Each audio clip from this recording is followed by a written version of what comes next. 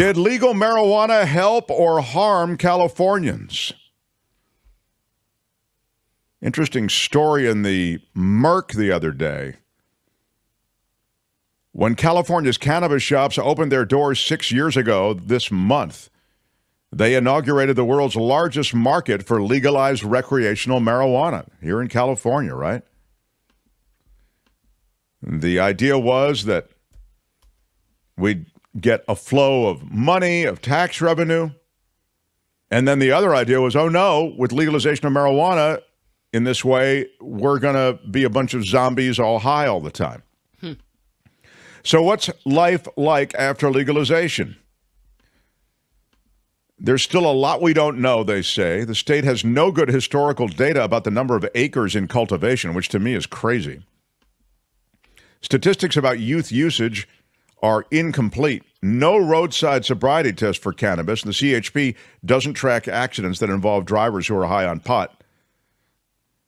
But the study by the RAND Corporation and the Institute of Labor Economics found no relationship between county laws and legally permitting dispensaries and violent crime. So there's no data essentially on even dispensary-related robbery, violent crime, traffic accidents. There's nothing. But the rollout on Prop 64, which was enacted in 2016, implemented in 2018, uneven across the state, allows local controls. More than half of California's cities and counties ban commercial cultivation and sales. There are 695 licenses for storefront retail dispensaries, most in urban hubs like Los Angeles and San Francisco Bay Area. San Francisco had nearly triple the cannabis per capita sales rate compared to Santa Clara County last year. Tax revenues were a major selling point for legal cannabis, as you know. That promise has proven true. Since commercialization, the state has earned more than $5.7 billion in cannabis tax revenue. What? A lot of that money goes to running the program. Some of it pays for projects like anti-drug education, child care, environmental cleanup, research. But revenues have fallen really short of projections. Cannabis legalization was promised to generate an estimated $1.4 billion a year in new tax revenue within a few years. It got close. In 2021, we got $1.3 billion. But funds have slumped since, falling to just over $1 billion in 2022 and about the same for 2023. I literally just paid $40 in pot taxes in San Jose 10 minutes ago, says Valiant. Wow. That's crazy. Also, pot prices are down, reducing profits. Since legalization, the average wholesale price for a pound of California cannabis flower has plummeted from $1,600 before it was legal to $643 now. Again, from $1,600 to $643. The demand has stayed steady, but there's just more supply of it. And many communities restrict sales. Where are my weed smokers at? For people in the cannabis business, it's been a stressful roller coaster ride, they say. Tons of disruption in the business. So are more people using pot? A major argument against legalization, as you know, was that it could hurt youth by increasing usage. For years, marijuana has been readily available to teens, but commercialization didn't make access easier, according to the California Healthy Kids Survey. Percentage of students in all grades who reported that marijuana was very easy to obtain stayed steady or slightly declined. 44% of youth who use marijuana say they got it from friends. 19% say it was purchased at a dispensary. Available information shows no obvious effect of commercialization on youth cannabis consumption. Are arrests down? Well, in the 60s, selling cannabis was a felony in the same class as heroin, punishable by a 2 to 10 year prison term. But since then, law enforcement became more relaxed, of course. By all measures, legalization has succeeded in ending this costly, ridiculous strategy of arresting people for pot.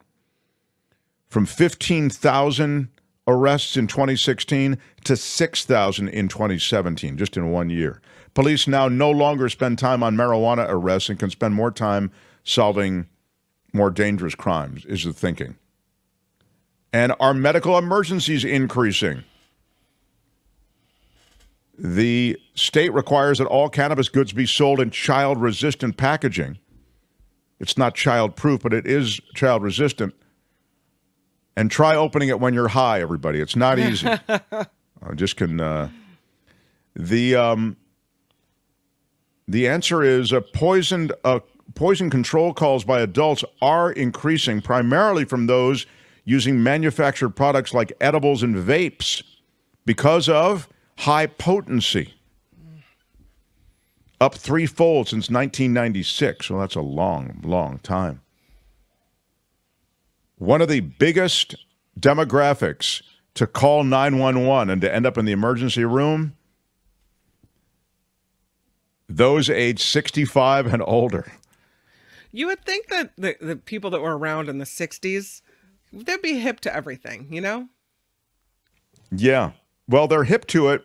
They're open to it, but they use the edibles and vapes, and I think it's harder to control it, and they get the heart palpitations and rush, and the emergency room visits for those age 65 and over increased by 1,804%. Holy I mean, that's moly. Yeah, that's insane. It's like it became legal and everyone just came out of the woodwork and said, all right, it's time for me to try this. Exactly. And just in that area, is it safer to do edibles than to smoke it? And the answer is you don't have the negative side effects of smoking if you do edibles, but you don't have the control over the high. It can take you to much higher heights. Weed smoking versus eating. You see Tony has it up there. Passes through the lungs before entering the bloodstream in the case of smoking. In the case of eating, it passes through the stomach and liver before entering the bloodstream. So that takes longer for it to pass through the liver and bloodstream. Effects kick in after 10 minutes, and the high lasts 2 to 3 hours if you smoke. The effects kick in after 1 hour if you eat. The high lasts 4 to 8 hours. You get less high by smoking, they say, just again using the same amount, and more high by eating. Edibles, though, are harder to dose. It is harder to manipulate timing and how high you'll get if you're doing edibles. And so there is a respiratory risk of smoking. Yeah. And vapes and all the rest are all part of that. But no matter how you consume cannabis, it carries long and short-term risks. It can increase your heart rate and blood pressure. Daily use is linked to a higher risk of heart failure. The drug also takes its toll on cognition. As we know, cognition is a ding word. And users may struggle with concentration and memory even when the high wears off. So be careful. Edibles are risky, says James Watson. James Watson says, I've known veteran smokers who got way overdosed on a single edible. The potency is not well regulated regardless of what the package says. Well, it's also not even a question of the potency or the amount. With edibles, it's a question of what's in your stomach, what it's, how your system is processing it. Approach edibles with caution. You